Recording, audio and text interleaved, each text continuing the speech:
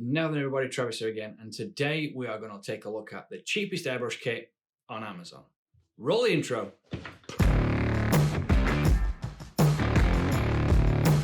So I picked this up a few weeks ago, and after it arrived, it just sat on my floor for weeks because of everything that's been going on. I've had a chaotic month, and I just didn't have time to get around to doing anything at all.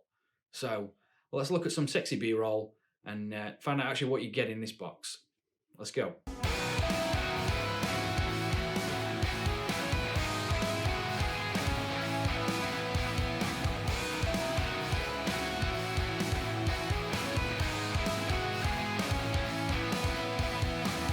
So there you have it. But what really can you expect for 25 quid? It is the cheapest airbrush kit on Amazon. So I packed this up, jumped in car and drove up to Lukes again. He wanted to have a go with the new camera. I need someone to film some bits of this, so kind of a win-win situation. So setting this thing up is pretty self-explanatory. Screw the hose to the connector on the thing, remove the quick connector because you don't get the Filmo version in the box, and then screw the other end to the airbrush. The other little twisty knob on the side is for the air pressure. It's not perfect and it is just a good gauge. You've got to kind of find where you're happy with as far as air pressure is concerned with this thing. It's not pumping out loads. I think it's probably going to be max 25 PSI anyway. So even having it cranked all the way, you're going to be good.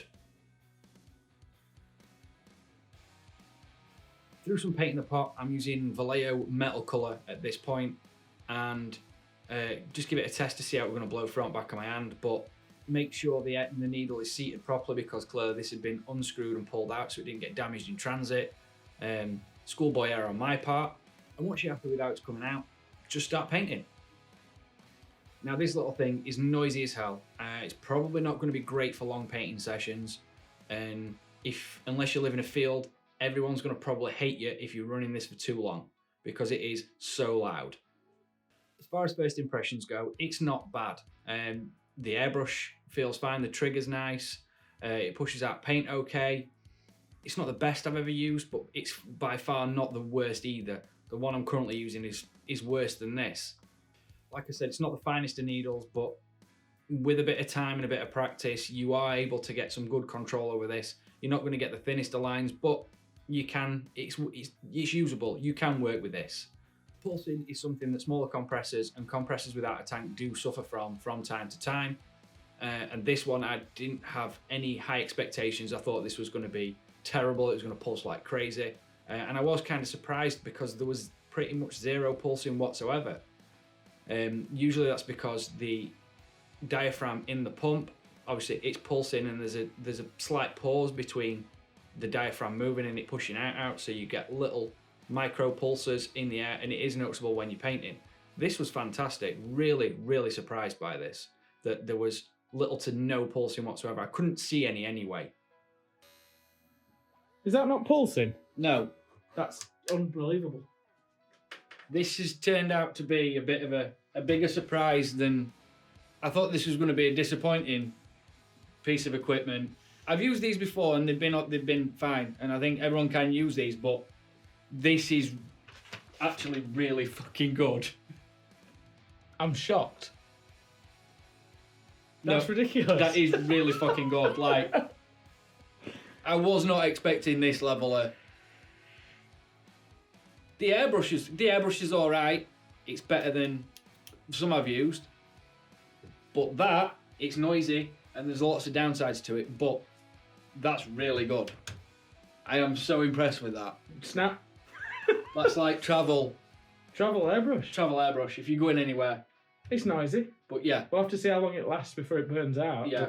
Yeah. I don't think you can get probably long sessions in with it, but while you're out and about, it'll be good. Yeah.